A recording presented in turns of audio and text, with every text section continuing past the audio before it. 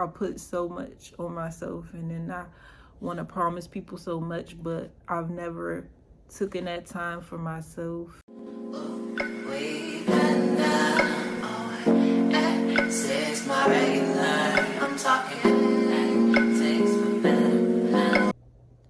Hey, so I had some extra time on my lunch break, and I just wanted to come on and talk about releasing guilt. It's something that I've been really working on this past year because I'm so used to prioritizing other people and giving up things that I myself want so that I can make other people happy. And when you go through abuse as a child, a very young child, and that continues into like your adulthood, you normalize people using you, and you normalize making other people happy and sacrificing everything that you know you could have built for yourself and then been able to help them. I worry so much about people being mad at me or disappointed with me just because I feel like my brain is just unlearning the trauma that I have around, if your parent says this and you don't agree, then you get hit. Like, that's an example. I feel like when you go through abuse, you just want to like not feel the weight of someone being frustrated with you and angry. And if someone is angry with me, I would normally feel like it's the end of the world. Like, I have to find a way to talk through it. And I still am kind of like that. I just want to know, like, why am I making you mad? What's making you mad about me? And it hurts to think that you've disappointed someone, or you have made someone unhappy, or you've hurt someone's feelings. But a lot of the times, things that we as people do is just trial and error. Like, we have, as humans, I feel like making mistakes is normal. Being able to learn from the mistakes is something that is not normal. A lot of people will not learn from their mistakes. They will continue to repeat it. I personally realized that about myself, because right now I'm just going through like a lot, financially, emotionally, mentally, every way. And I'm feeling myself just, I don't know, I feel like stuck almost. And normally, like, when I'm stuck, I feel like I will find a way to climb myself out of it. But I'm so exhausted because I've been just focusing on helping other people and being there for other people and listening to other people, thinking that, okay, someone wants to listen to me. But in reality, I feel like we just have to get better at relying on ourselves and,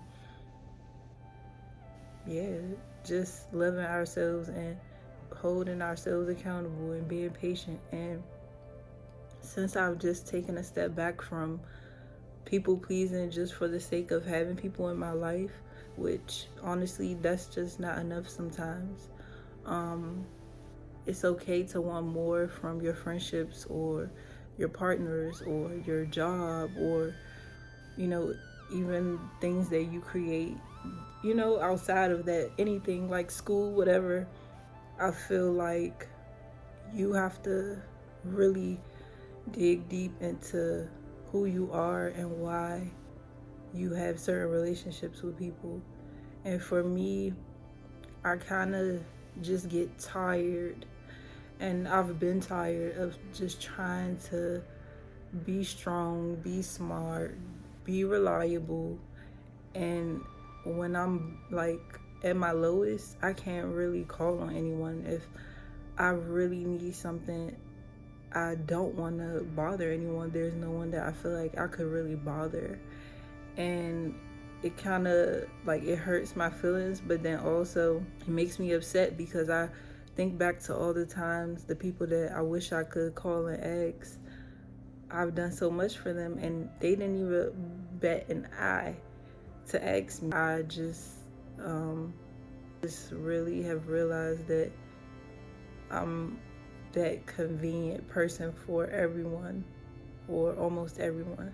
I will sit and talk on the phone for hours and let you vent, or text you, try to make you feel better. You want a playlist to feel better, a gift to feel better, you need to borrow money. I'll really try my best for people, and it's like the minute I say I can't do something, I'm worthless to people. And I realized that that's how I've always felt about myself. When I was younger, I really had a lot of issues, and I still do, with like depression and not really like self-harm, but I can talk about how self-harm can be done through like drinking and smoking, or your diet, or it's like the way you treat yourself. I remember I had this journal and I would write every day, "You're worthless. I hate you." I'm talking about myself. And that was because when I was going through the abuse I was going through, that's what I was being told that I was. And so I never even thought about why I felt so low, or people make me feel so low. I just realized, like, because that's how I still saw myself, realized that because that's how I really was seeing myself still, I feel like I let my relationships serve like that same feeling. And when you go through abuse, it's a very hard loop to get out of. And when I say abuse, people think of abuse and they think like, okay, somebody is physically beating you or they're verbally abusive. But people could be abusive through, like, words to me are violence, because words can incite people to do things like actions. And so really, like, I'm really learning to choose your words wisely. I think it's very violent how you can have a boundary with someone that you have a relationship with, and they think that it's okay to overstep that boundary. I go through these pauses where, like, I'm not the best communicator with people, and so I try to really, like, respect other people when they have to go through that. And sometimes, like, if I'm not really sure how I'm feeling about a person, then I will let communication linger, just because I just feel like I don't want to repeat myself to people for a 100th time, or like 200th time, or 300th time. Like, it's exhausting to me personally when you care about someone, and so you watch how you talk to them, how you go about your relationship with them. Like, you want to respect what they've been through or what they're going through. And so when you tell people, like, oh, also, hey, I have this going on that stems from this, and then this is a big deal for me. When people try to push my boundaries as far as that goes, it just really, like, it triggers me too badly. I think that's very important for any survivor to really spend time alone and feel safe within yourself, because a lot of the times people end up in abusive situations because they don't have boundaries in place.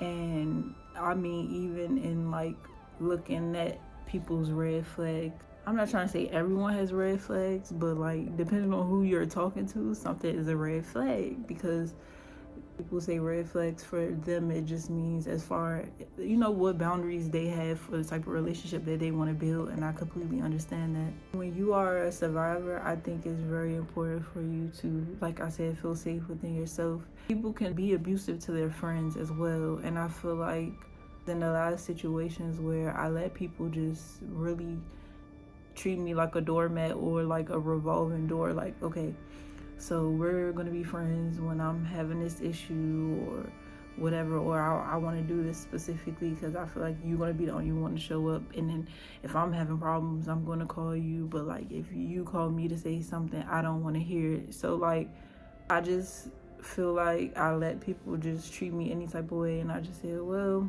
they still invite me sometimes, or they still talk to me sometimes, but you have to start thinking about the moments when. And it does hurt to stop talking to people that you care about. But if you look back at how much of yourself and your energy, like if you think of energy, energy is a source, is very valuable to each person.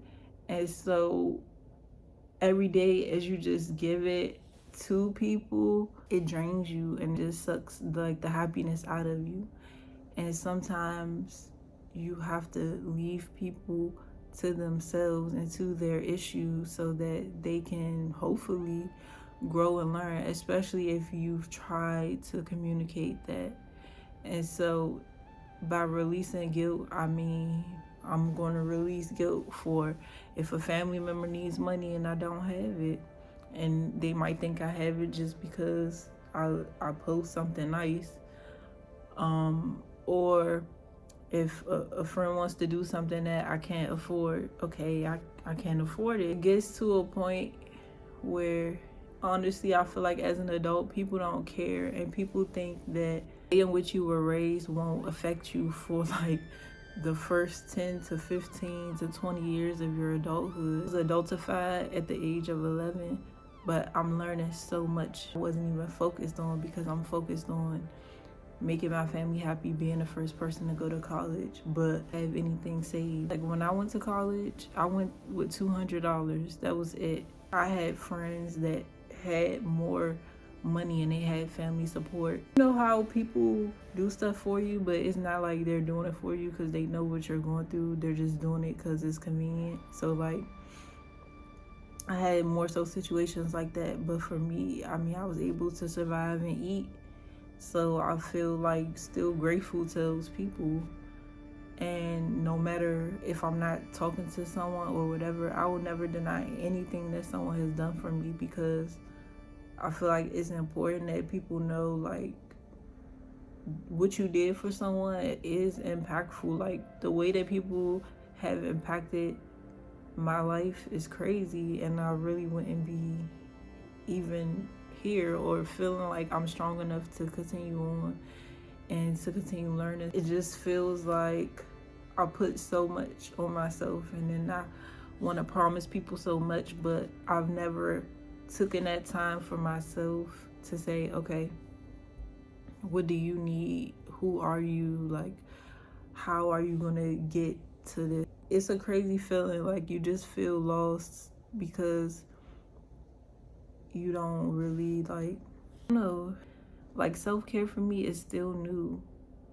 For me, it's things like making myself tea, practicing yoga, practicing meditation, just sitting in silence or reading stuff that like I know makes me feel good. And then that helps me to be creative and more focused and more just happy.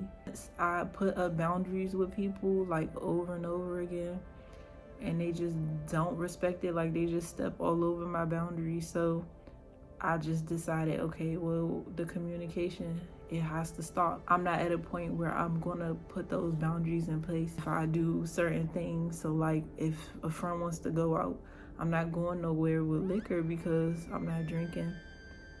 And when you say you're not drinking, people think, I'm gonna convince you to drink. And I actually went through a situation like that where someone was sliding liquor in front of me and then trying to like keep it there, thinking that I was gonna crack, but I didn't. But it was very like disappointing because I don't sit there and go, oh, I don't drink. I just say I'm not drinking, but you know what I'm saying? I'm chilling and I feel good and I'm just happy to be included. But when it gets too pushy, I get to that point of like just I don't like that feeling. And I used to try to quit drinking, and then I would try to go out with people, and then they were like, it's just another night, and then another night turns into the next night, and then the next weekend, and the next weekend, and it's like the generational poverty that exists in my family. I wasn't making enough money in the first place.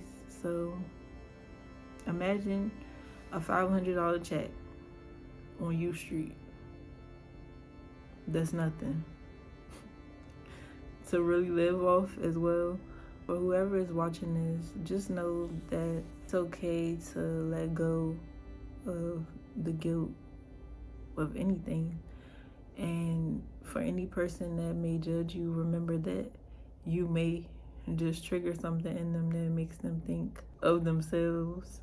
And so that's what I'm working on. If someone triggers me, I'm going to focus on what in myself do I see that reflects that. And yeah, I'll see y'all in my next video.